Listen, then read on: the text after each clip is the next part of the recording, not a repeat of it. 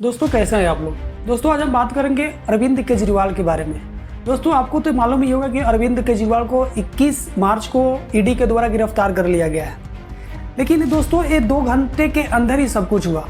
7 से 9 बजे के बीच में ईडी उनके घर पे आती है, उनके घर के बाहर रैपिड एक्शन फोर्स को लगाती है, धारा 144 लगाती है, उनके फ़ोन को जब्त करती है और उनको तो गिरफ्तार करती ही है। उनके घर के बाहर नारे लगाए जाने वाले जो भी आदमी थे उनको भी दबोच लेती है और लेकर चले जाती है। और दोस्तों आम आदमी पार्टी के बड़े leader farmer deputy chief minister Manish Sisodia पिछले 13 महीनों से जेल में बंद है और संजय सिंह लास्ट 6 महीने से ही बंद है। तो दोस्तों आज हम अपनी वीडियो में यही बात करेंगे कि क्या है रीज़न और क्या है वो बहुत बड़ी करप्शन, क्या है न्यू लीकर पॉलिसी जिसके कारण आम आदमी पार्टी के बड़े बड़े नेता धीरे धीरे करके जेल के अंदर जा रहे हैं। दोस्तों 11 नवंबर 2021 जब दिल्ली सरकार के द्वारा एक न्यू लीकर पॉलिसी को लेकर आया गया, यानी कि जो दारू के ठेका चल रहा है, अभी जो ओल्ड पॉलिसी है उसको चेंज करके न्यू लीकर पॉलिसी लाया गया, जिसके तहत यह दिखाया गया कि 3500 करोड़ रुपये का मुनाफा होगा सरकार को अगर इस न्यू लीकर पॉलिसी को लागू किया जाए तो। और दोस्तों हुआ यही कि जो न्यू लीकर पॉलिसी है उसको लागू किया गया और इस पॉलिसी में था गया, जिसके कारण एक एक करके सभी नेता जेल के अंदर जा रहे हैं।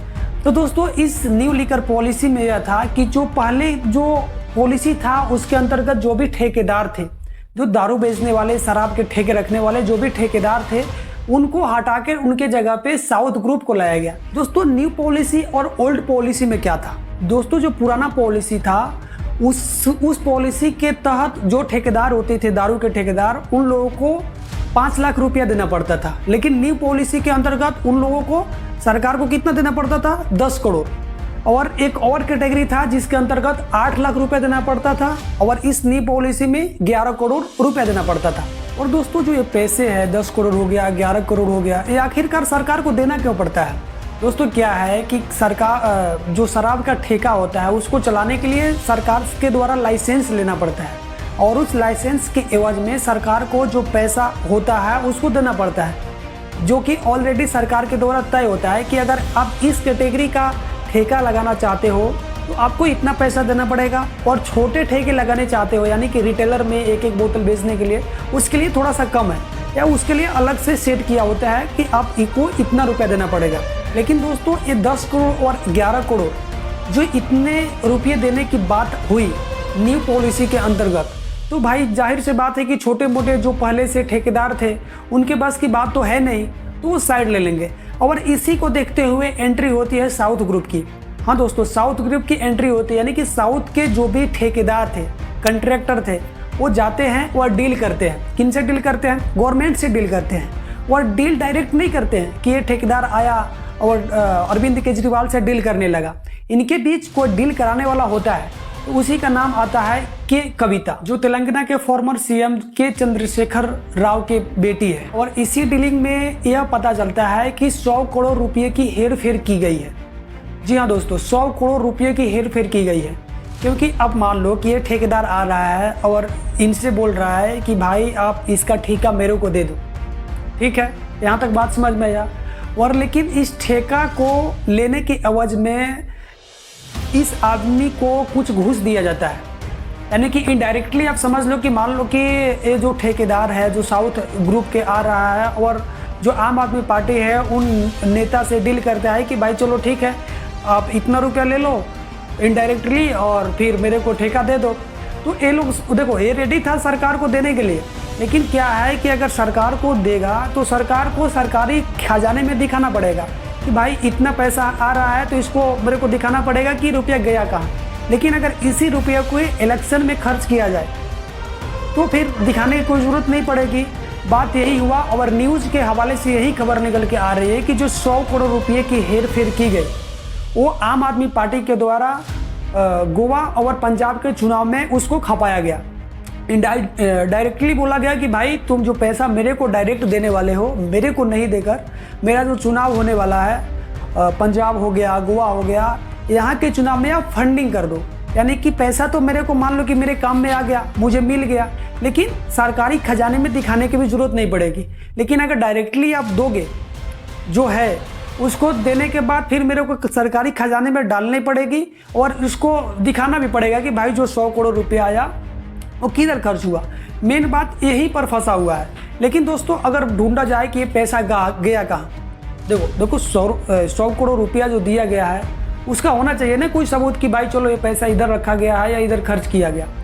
तो अगर पैसा ये अरविंद केजरीवाल को दिया गया होता या फिर उनके पार्टी के किसी नेता को दिया गया होता तो फिर वो पैसा दिखता। लेकिन अगर इनडायरेक्टली उस पैसे को चुनाव में खर्च कर दिया गया है तो पैसा दिखेगा कहाँ। ये आदमी आया और चुनाव में खर्च कर दिया, पैसा नहीं दिखेगा। यही छानबीन हो रहा है और इसी छानबीन के अंतर्गत जो कविता है जो अभी हम बात किए कि साउथ ग्रुप और अरविंद केजरीवाल के सरकार से जो डील करवाई, जो पूर्व तेलंगाना के पूर्व सीएम की बेटी है उनको ईडी के द्वारा गिरफ्तार किया जा चुका है। और गिरफ्तार करने के बाद उनसे पूछा जा रहा है कि तुम बताओ कि भाई तुम किससे डील करवाई, साउथ ग्रुप को किससे बात करवाई।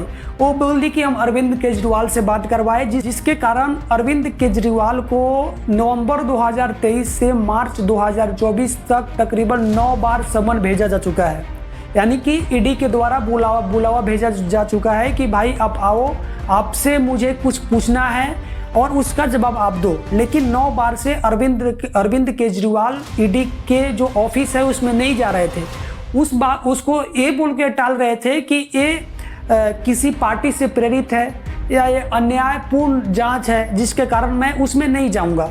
और 9वीं बार जो समन भेजा गया ईडी के द्वारा, उस समन को लेकर अरविंद केजरीवाल चले जाते हैं हाई कोर्ट में बोलते हैं कि आप मुझे इतना बता दीजिए कि ईडी के द्वारा मुझे पूछताछ तो किया जाएगा लेकिन ये गारंटी दीजिए कि मुझे गिरफ्तार नहीं किया जाएगा। ईडी भी वहां पहुंची थी हाई कोर्ट में और हाई कोर्ट में ईडी भी कुछ एविडेंस दिखाई जिसके तहत हाई कोर्ट ने यह बताया कि भाई देखो आपको मैं ये प्रोटेक्शन नहीं दे सकता कि आप ईडी के पास जाओगे और ईडी आपसे केवल पूछताछ करेगी, गिरफ्तार नहीं करेगी। ईडी के पास कुछ ऐसा एविडेंस हुआ होगा जिसके कारण हाई कोर्ट भी इनको प्रोटेक्शन देने से इनकार कर दिया।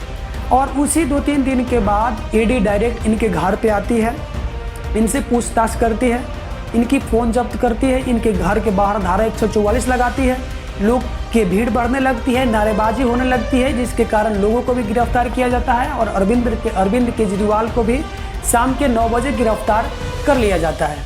दोस्तों अगर बात करें कि ये जो पूरी घटना है ये कब उजागर होने लगी, क्यों संजय सिंह और मनीष सिसोदिया गिरफ्तार होने लगे जो कि 13 महीने से जेल के अंदर है। तो दोस्तों 22 जुलाई 2022 को दिल्ली के एलजी के द्वारा जो गवर्नर है उनके द्वारा यह रिकमेंड किया गया, सुझाव दिया गया कि भाई इसकी सीबीआई जांच होनी चाहिए क्योंकि उनको भी लगता है कि कुछ पता चल गया होगा जिसके कारण सीबीआई की जांच करने को बोले।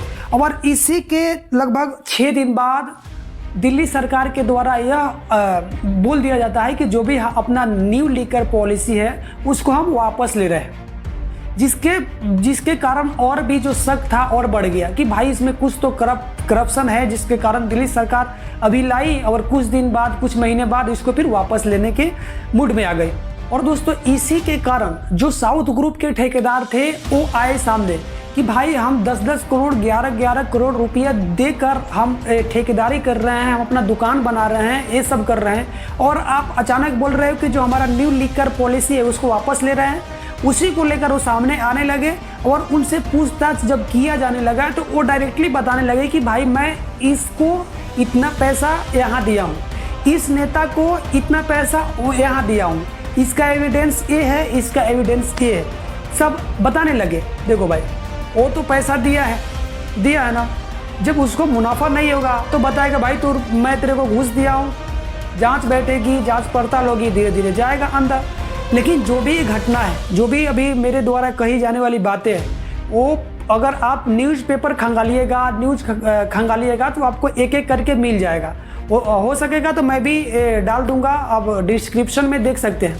तो दोस्तों यही सारी मामला थी जिसके कारण अरविंद केजरीवाल, मनीष सिसोदिया और संजय सिंह आज जेल के अंदर है और बहुत सारे लोग ऐसे भी हैं जो साउथ ग्रुप से थे, आज वो भी जेल के अंदर है। दोस्तों इन सारी घटनाओं को लेकर आपकी क्या राय है कमेंट बॉक्स में ज़रूर बताएं और वीडियो को शेयर करें और वीडियो को सब्सक्राइब जरूर करो यार। मिलते हैं किसी नेक्स्ट वीडियो में, तब तक के लिए जय हिंद जय भारत, धन्यवाद।